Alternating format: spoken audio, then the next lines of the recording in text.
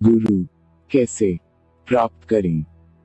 इस दिशा में प्रयास प्रारंभ करने के पूर्व ही आपको अच्छी तरह यह समझ लेना चाहिए कि आप किन उद्देश्यों से गुरु की खोज हेतु अभिप्रेरित होते हैं।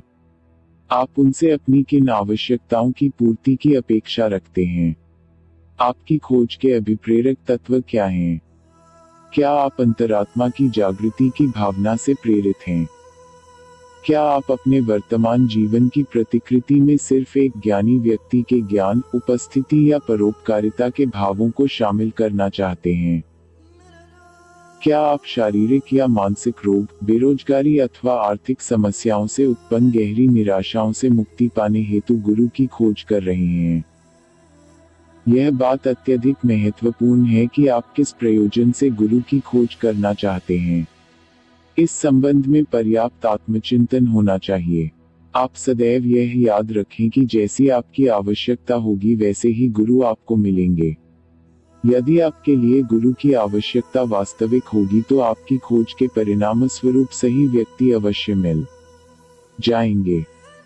उदाहरण के लिए, आप आध्यात्मिक जीवन के उच्चतम लक्ष्य के अनुभव की इच्छा कर सकते हैं तथा मन और बुद्धि जनित विभ्रम के कारण ऐसा सोच सकते हैं कि आप इस हेतु तैयार हैं, किंतु वास्तव में आध्यात्मिक विकास की दृष्टि से आप निम्नतम स्तर पर स्थित हो सकते हैं। ऐसी स्थिति में आप उच्चतम स्तर से ही कैसे प्रारंभ कर सकते हैं? मान लिया कि किसी दिन उन्माद में आकर आप तंत्रिका, शल्य चिकित्सक बनने का निश्चय कर बैठते हैं। ऐसी स्थिति में क्या यह व्यवहारिक होगा कि आप उस विषय के एक महान विशेषज्ञ के पास जाकर उनसे निवेदन करें कि वे तत्क्षण आपको शल्य चिकित्सा का प्रशिक्षण देने लगें? वे कदापि ऐसा नहीं करेंगे। वे आपको सर्वप्रथम आधारभूत शरीर रचना विज्ञान सीखने की सलाह देंगे। आध्यात्मिक जिज्ञासुओं के लिए ऐसी घटना एक सामान्य बात है। कभी कभी हम अति उत्साहित हो जाते हैं तथा गुरु खोजने एवं ज्ञानोदय प्राप्त करने हेतु शीघ्रता से हिमालय, ऋषिकेश या अन्य स्थानों की ओर प्रयाण का निर्णय ले लेते हैं। परिणाम स्वरूप हम अनेक दुर्घटनाओं को भोगकर तथा बुरी तरह निराश होकर वापस लौटते हैं। अतः अपनी व्यक्तिगत विकास यात्रा में गलतियों, दुर्घटनाओं एवं पश्चात्तापों से बचने के लिए आपको शनैः क्रमबद्ध रूप से अपनी दिशा तथा आवश्यकताओं का निर्धारण करना होगा। हो सकता है कि थोड़े समय के लिए आप दुख एवं कठिनाइयों से गुजर रहे हों। जब हम कठिन दबावों के प्रभाव में होते हैं तो प्रायः हमारे अंदर कुछ जग उठता है और हम जीवन को एक भिन्न दृष्टिकोण से देखने लगते हैं। संसार के प्रति हम एक निष्प्रिय, तटस्थ भाव का अनुभव करते हैं। हमें प्रत्येक वस्तु में क्षणभंगुरता का अनुभव होने लगता है। अतः हम उन सभी वस्तुओं के प्रति उदासीन रहने लगते हैं जिनके लिए कभी हमें तीव्र ललक हुआ करती थी। ऐसे विचारों के प्रभाव में आकर हम गुरु खोज सकते हैं एवं संन्यास भी ले सकते हैं, किंतु अपने क्षणिक मानसिक सदमा से उबरते ही हम पाते हैं कि हमारी इच्छाएं, महत्वाकांक्षाएं एवं वासनाएं त्वरित गति से वापस आ रही हैं। तब हम अनुभव करते हैं कि यदि हम अपनी आवश्यकताओं का ठीक से विश्लेषण करते तो गुरु की खोज की हमारी दिशा उपरोक्त लक्ष्यों से निर्धारित होती, अन्य से नहीं। भौतिक पदार्थों की क्षणभंगुरता से संबंधित विचार वैसे साधकों के मन में भी उठते हैं जो वास्तव में अपनी इच्छाओं का त्याग कर गुरु के निकट रहना चाहते हैं। परंतु ये विचार किसी विशेष समय की परिस्थितियों के परिणाम नहीं होते, बल्कि ये तो जीवन के लक्ष्यों एवं उद्देश्यों की उनकी गहन समझदारी से उत्पन्न होते हैं। एक बार निर्णय ले लेने के बाद कठिनाइयों का सामना होने पर पीछे मुड़ने या भटकने का प्रश्न ही पैदा नहीं होगा। अतः प्रारंभ में ही आप अच्छी तरह यह समझ लें कि गुरु में आप क्या खोज रहे हैं। इस बात को समझने में पूर्ण सावधानी से काम लेना अति आवश्यक है। गुरु के निर्धारण में आपके प्रयोजन तथा सजगता के स्तर की भूमिका अति महत्वपूर्ण होती है। प्राथमिक पाठशाला का एक शिशु एक विश्वविद्यालय प्राचार्य से संबद्ध होने की आशा कदापि नहीं कर सकता। उसे एक ऐसा शिक्षक प्राप्त करना ही होगा जो उसकी अपनी सजगता के स्तर से संबंध स्थापित कर सके। एक आध्यात्मिक शिष्य के साथ भी यही बात सत्य है। अतः गुरु की खोज करने वाले शिष्य के लिए सर्वाधिक महत्वपूर्ण बात यह है कि वह अपने को शारीरिक, मानसिक एवं भावनात्मक दृष्टि से तैयार करे। इस हेतु सर्वोत्तम उपाय यह है कि आप आध्यात्मिक विषयों पर होने वाले सत्संग, प्रवचन, व्याख्यान एवं वार्तालाप में अधिकाधिक भाग लें। आप ऐसे महान ज्ञानी पुरुषों की खोज में अवश्य रहें जो धर्म ग्रंथों द्वारा उद्घाटित जीवन के रहस्यों तथा मौलिक सत्यों की व्याख्या कर सके और आपको आत्मपरीक्षण एवं स्वयं से सकारात्मक प्रश्न करने हेतु प्रेरित कर सकें। बुद्धिमान एवं ज्ञानी जनों से सत्संग के इस अभ्यास को आप अपने दैनिक जीवन का एक अंग बना सकते हैं। जब भी अवसर मिले, आप ऐसे लोगों के सामीप्य के लाभ से न चूकें। सत्संग का शाब्दिक अर्थ है सत्य से संगति। आपके आध्यात्मिक जीवन के आरंभ में सहायक होने वाले साधनों में यह सरलतम एवं सर्वाधिक प्रभावशाली है। यह एक सर्वविदित बात है कि जब भी हम सकारात्मक प्रभावों के संपर्क में आते हैं, हम उसी दिशा में अपना विकास करने हेतु अभिप्रेरित होते हैं। सत्संग में शामिल होने के साथ साथ आपको कुछ व्यक्तिगत साधना या यौगिक अभ्यास नियमित रूप से करना चाहिए। कुछ समय के बाद आप पाएंगे कि आपकी समझदारी अधिक स्पष्ट एवं आपका निर्णय अधिक सही है। अपनी सीमाओं, सामर्थ्यों एवं कमजोरियों के बारे में आपकी समझदारी बेहतर होगी। लेकिन सबसे महत्वपूर्ण बात यह होगी कि आपके सामने आपका लक्ष्य या उद्देश्य स्पष्ट होने लगेगा। इसमें कुछ समय लग सकता है, आप प्रतीक्षा करें। इस संदर्भ में आपकी सफलता अपने अभ्यास के प्रति लगन तथा नियमितता पर निर्भर करेगी। आपकी समझदारी और अंतर्दृष्टि धीरे धीरे सशक्त होगी और अंत में समय आने पर आप अपने गुरु को पहचानने में समर्थ हो जाएंगे। एक बात पर बहुत अधिक बल देने की आवश्यकता है, वह यह है कि सीमित सजगता के साथ गुरु का चयन नहीं किया जाना चाहिए। जब तक आपकी सजगता आशंकाओं, दुखों, चिंताओं तथा संदेहों से मुक्त न हो जाए तब तक गुरु का वरण करने में विलंब करना ही श्रेयस्कर है। इनके कारण निर्णय लेने में निश्चित रूप से गलती होगी। अनेकों बार आप ऐसे लोगों से मिलते हैं जिन्हें सिद्धियां या अत्यधिक शक्ति प्राप्त रहती है। वे आपको क्षणिक अनुभव प्रदान करने की क्षमता रखते हैं।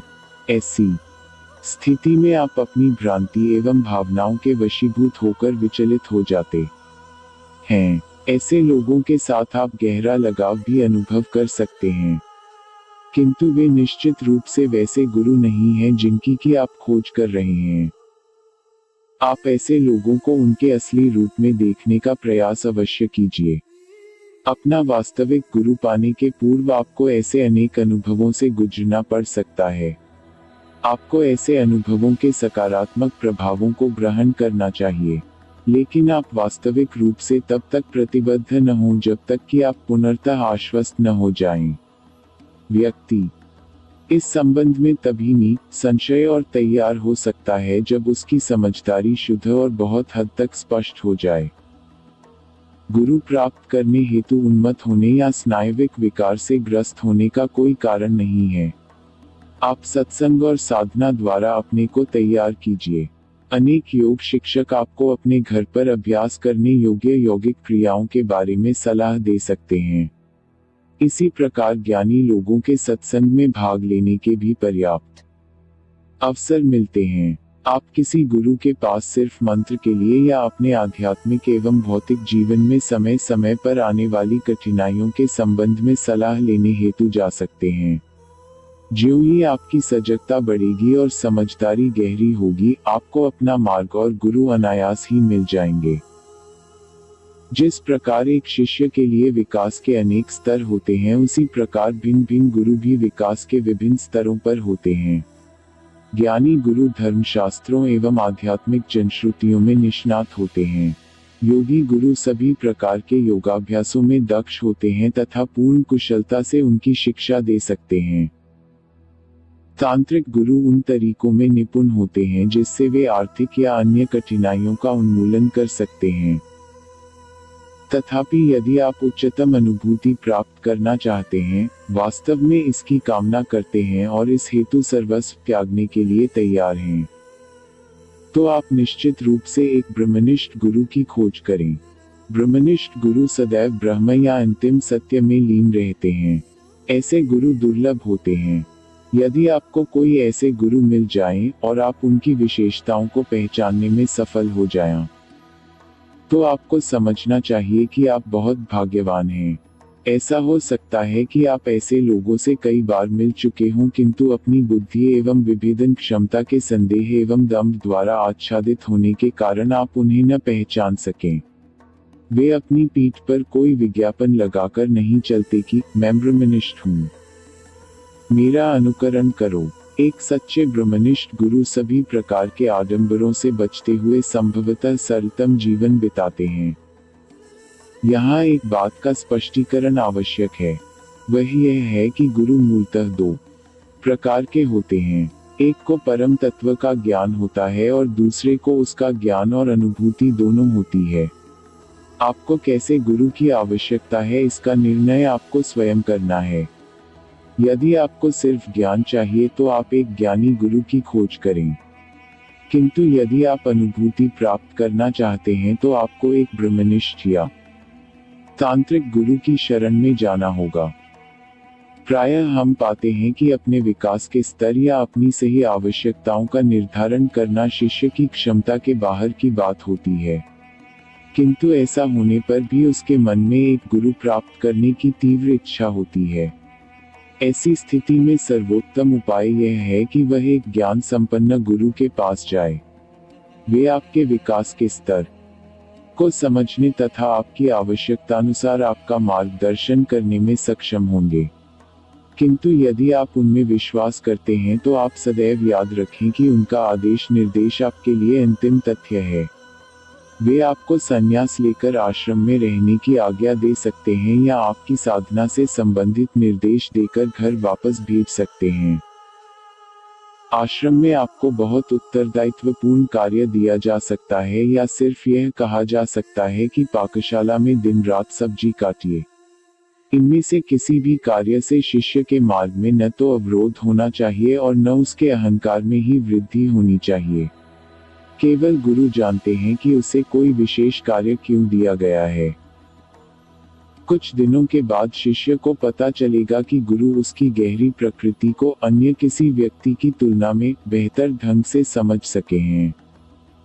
प्रायः अपने पूर्व जीवन में शिष्य एक गुरु के साथ रह चुका होता है, किंतु वर्तमान जीवन में उसे गुरु से किसी संपर्क के बिना कुछ अनुभवों से गुजरना होता है।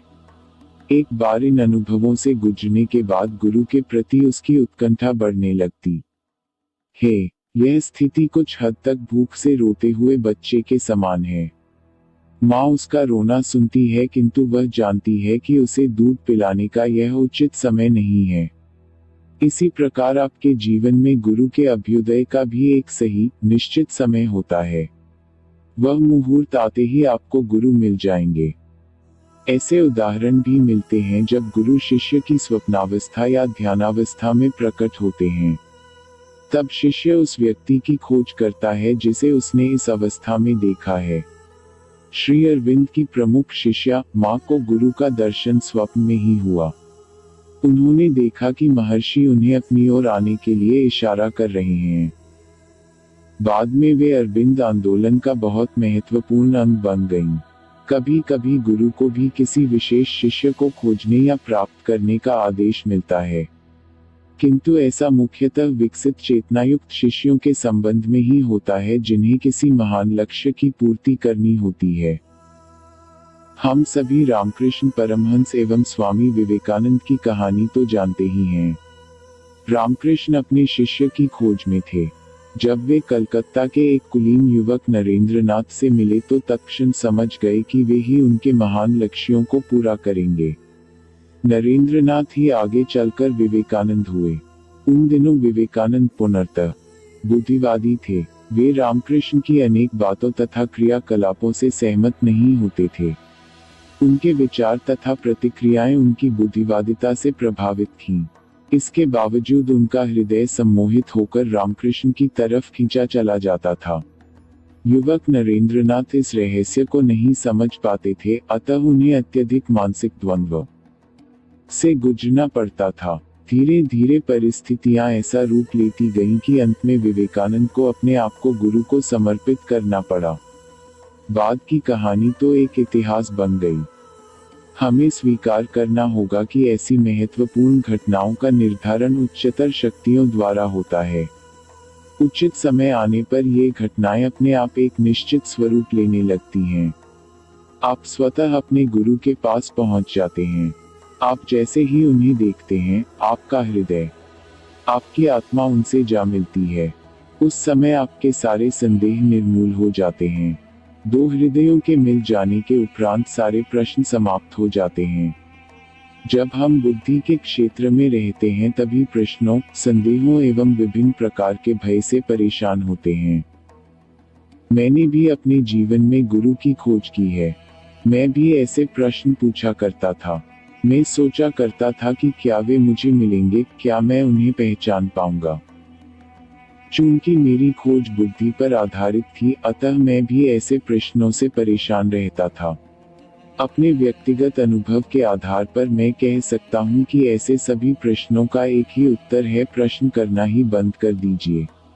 अपने अंदर झांकिए, अपने अभ्यासों को तीव्र कीजिए, बढ़ाइए, लगनशील साधक बनिए। ऐसा होने पर संसार की कोई भी शक्ति आपको अपने गुरु से अलग नहीं रख सकेगी। अंत में हम कह सकते हैं कि गुरु प्राप्त करने की कोई निश्चित पद्धति नहीं होती। वह कोई ऐसी वस्तु नहीं होती जिसे हम आधुनिक सुपर बाजार में खरीद सकें। गुरु की कोई परिभाषा नहीं दी जा सकती। वे हमारे द्वारा प्रयुक्त सीमित, परंपरागत शब्दों की सीमाओं से परे होते हैं। हमें तो उनकी आत्मा से संचार स्थापित करना है। ऐसा संचार शब्दों, इंद्रियों या बुद्धि पर आधारित नहीं होता। अतः सर्वोत्तम उपाय यह है कि हम मानसिक, भावनात्मक एवं आध्यात्मिक दृष्टि से अपने को तैयार करें और कुछ समय बाद, जब गुरु मिलेंगे, हम उन्हें पहचान लेंगे।